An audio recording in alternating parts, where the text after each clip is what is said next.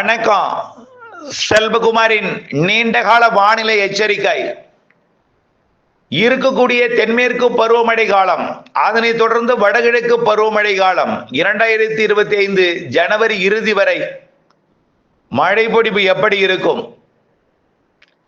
அதிகாரப்பூர்வ வானிலை அறிக்கைக்கு இந்திய வானிலை ஆராய்ச்சித்துறை அறிக்கையை பார்க்கவும். 2025 செப்டம்பர் 9 செவ்வாய்க்கிழமை அதிகாலை நிலவர வானிலை பதிவு. நம்ம ஏற்கனவே 2 அறிக்கை கொடுத்திருக்கோம். அதுல 9ஆம் தேதிக்கு மட்டுமே ஒரு அறிக்கை கொடுத்திருக்கோம், 10ஆம் தேதி அதிகாலை வரைக்கும். 9, 10, 11ஆம் தேதி டீப்பா எங்கெங்கெல்லாம் எப்படி மழைன்னு கொடுத்திருக்கோம். அடுத்தது அதுலயே 12, 13, 14, 15 எப்படி இருக்குன்னு சொல்லி இருக்கிறோம்.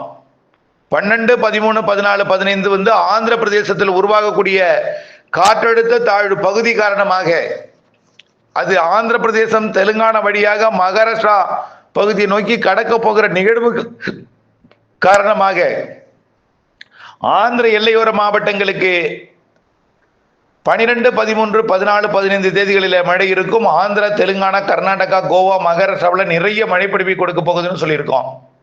அதுக்கு பிறகு எப்படி இருக்கும் அப்படிங்கிறத பார்ப்போம். நல்லா புரிஞ்சுக்குங்க.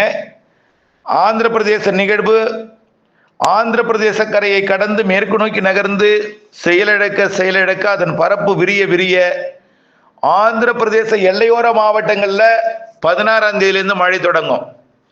16ஆம் தேதி ஆந்திர பிரதேச எல்லையோர மாவட்டங்கள் 16, 17 நல்ல மழை பொழிவு கொடுக்கும். ஏற்கனவே 11, 12, 13, 14 மழை இருந்துட்டு தான் இருக்கும் 15ஆம் தேதி வரைக்கும். ஆனால் அதை விட கூடுதல் மழை பொழிவு 16, 17ஆம் தேதி இருக்கும். எங்கன்னா திருப்பத்தூர், வேலூர், ராணிப்பேட்டை, திருவண்ணாமலை, கள்ளக்குறிச்சி, விழுப்புரம், புதுச்சேரி, சென்னை, திருவள்ளூர், காஞ்சிபுரம், செங்கல்பட்டு. இந்த புதுச்சேரிக்கு வடக்கே உள்ள மாவட்டங்கள், கடலூரையும் சேர்த்துக்கலாம், கடலூரில் இருந்து வடக்கே உள்ள மாவட்டங்களுக்கு இருக்கும். அதே போல கர்நாடக எல்லையோர மாவட்டங்கள் கிருஷ்ணகிரி, தர்மபுரி, சேலத்தையும் சேர்த்துக்கலாம். சேலம், சேலத்துக்கு வடக்கே நல்ல மழைப்பொழிவை 16, 17ஆம் தேதி கொடுக்கும். 16, 17 தேதியில் கொடுக்கும். அதே போல கேரள எல்லையோர மாவட்டங்கள்ல லேசான மிதமான மழைப்பொழிவு இருக்கும். அதாவது தென்மேற்கு பருவக்காற்றினுடைய மரங்களால் குளிர்விக்கப்பட்டு மழைப்பொழிவை மிதமாக லேசாக கொடுக்கும். வரக்கூடிய நாட்கள்ல அது 17ஆம் தேதி வரை இருக்கும். பிற மாவட்டங்கள்ல 18ஆம் தேதியிலிருந்து மழைப்பொழிவு தீவிரமடைய போகிறது. 18ஆம் தேதியிலிருந்து மழைப்பொழிவு தீவிரமடைய போகிறது. அதன் அடிப்படையில் 18ஆம் தேதி வந்துட்டுனாலே அப்புறம் உங்களுக்கு நிறைய மழைப்பொழிவு தாங்க காத்திருக்கு. 18ஆம் தேதியிலிருந்தே மழை தான். 18ஆம் தேதி மாலை இரவு தொடங்கக்கூடிய மழை தினசரி மாலை வந்தால் மழை என்ற அளவிற்கு மாறப்போகிறது. அந்த 18ஆம் தேதி மழை மேற்கு தொடர்ச்சி மலை மாவட்டங்கள்ல தொடங்கும். காற்று பகுதியெல்லாம் மழை பகுதியா மாறிடும். 18ஆம் தேதிக்கு பிறகு காற்று மிக நிசப்தமாயிடும். அடுத்தடுத்த நிகழ்வுகள் ஆந்திர பிரதேச வளிமண்டலத்தில் உருவாகும் பொழுது தமிழ்நாட்டில் வளிமண்டல சுழற்சி இருந்து கொண்டு காற்றை, வடமேற்கு காற்றை தமிழ்நாட்டு வழியே கொண்டு வந்து வெப்பச்சலன காற்று சுழற்சி மழை பிடிப்பை கொடுக்கும். மேற்கே தென்மேற்கு பருவ காற்றோட வேகம் குறைந்து புழுக்கம் அதிகரித்து இடிமழை பிடிப்பை கொடுக்க போகிறது. 18ஆம் தேதியிலிருந்து தென்மேற்கு பருவக்காற்று வேகம் குறைந்தால்தான் அது காற்று பகுதிக்கு மழை பிடிப்பை கொடுக்கும். அதே நேரத்தில் வளிமண்டல சுழற்சி உருவானால்தான் தேக்கி நீடித்து நின்ற மழை பொழிவு கொடுக்கும். அந்த அமைப்பு 18ஆம் தேதியிலிருந்து ஏற்பட போகிறது. டெல்டா மாவட்டங்களுக்கெல்லாம் வரக்கூடிய 18ஆம் தேதியிலிருந்து நல்ல மழை பொழிவை கொடுக்க போகிறது.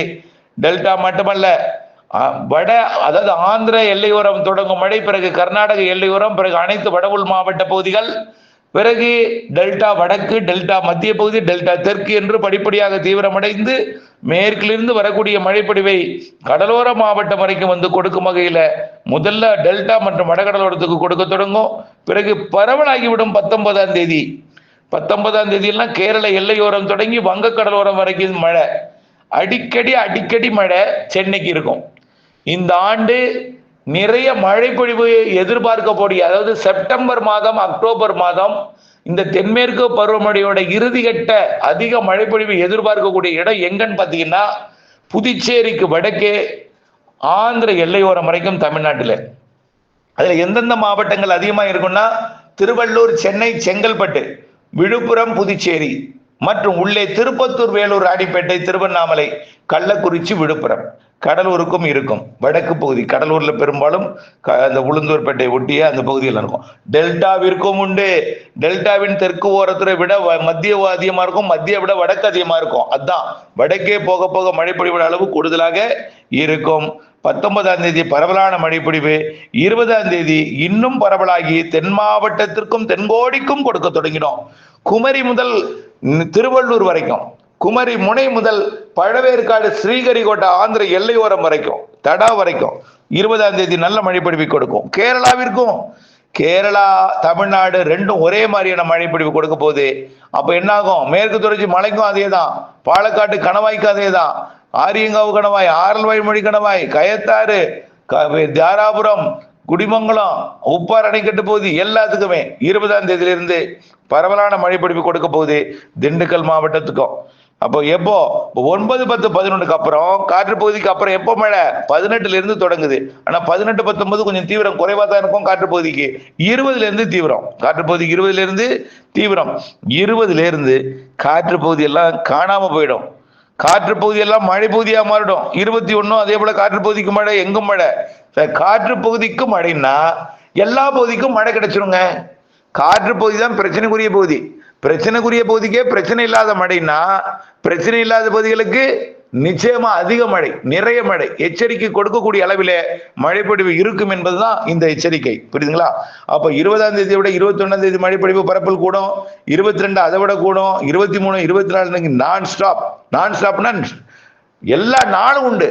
மழை இடைவெளி இருக்கும். தினசரி மதியத்துக்கு மேலதான் மாலை இரவு தான் மழை. எல்லா நாட்களும் மழை கொடுக்கும் வகையில, எல்லா நாளும் மாலை இரவு வந்தால் மழை தரும் வகையில, இரவு நள்ளிரவு அதிகாலை வரை மழை தந்து பொழுது விடிந்ததும் கலைந்து பிறகு மாலையில மீண்டும் மேகங்கள் உருவாக மாலை இரவு மழைப்பொழிவு கொடுக்க, இப்படி தினசரி மாலை இரவு நள்ளிரவு அதிகாலை மழைப்பொழிவு எல்லா நாட்களும் இருக்கும். இப்போ இந்த நிகழ்வுக்கு அடுத்தபடியா பாத்தீங்கன்னா 23ஆம் தேதியிலிருந்து 30ஆம் தேதி ஒரு நிகழ்வு உருவாக போகுது. அந்த நிகழ்வு தமிழ்நாட்டிற்கு நெருக்கமாகத்தான் அது வந்து கிடக்க போகுது. வெளி சுற்று தமிழ்நாட்டில் தான் இருக்கும். வளிமண்டல சுழற்சி நல்லாவே இணைப்பை பெற்றிருக்கும். அப்ப இணைப்பு காற்று தமிழ்நாட்டில் இருந்து கொண்டு அது வடகிழக்கு பருவமழை மாதிரியே இந்த மாத இறுதி மழைப்பொழிவு அமைய போகுது. பொறுத்திருந்து பாருங்க. இந்த மாத இறுதி செப்டம்பர் இறுதி மழைப்பொழிவு இன்னும் தீவிரம்.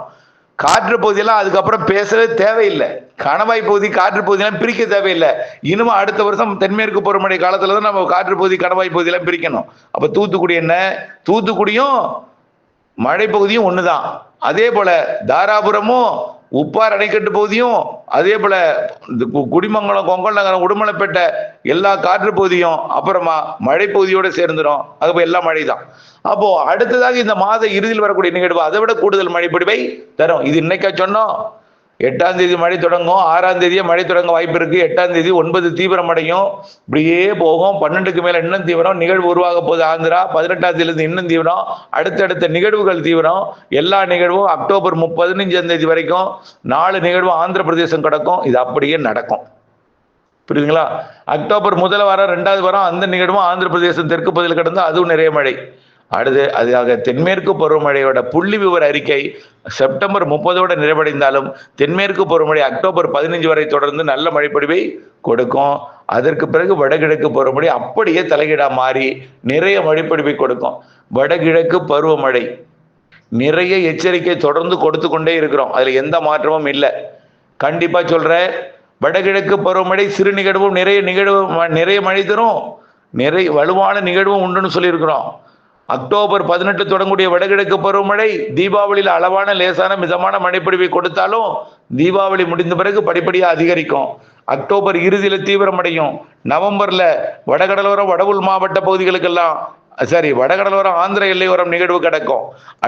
அடுத்தடுத்த நிகழ்வுகள் கொஞ்சம் கொஞ்சமா தெற்கு நோக்கி வந்து இறுதியில டிசம்பர் ஜனவரி எல்லாம் தென் மாவட்டங்களுக்கும், டிசம்பர்ல டெல்டா மாவட்டங்களுக்கும், நவம்பர் பிற்பகுதியில டெல்டா மாவட்டங்கள் என்று நிகழ்வுனா மழை நிகழ்வுகள், நிறைய மழை தரக்கூடிய நிகழ்வுகள். ஆகவே இந்த ஆண்டு வடகிழக்கு பருவமழை கண்டிப்பாக நிறைய இருக்கும் என்பதன் காரணமாக மழைநீர் சேகரிப்பு அமைப்பை ஏற்படுத்துங்கள்.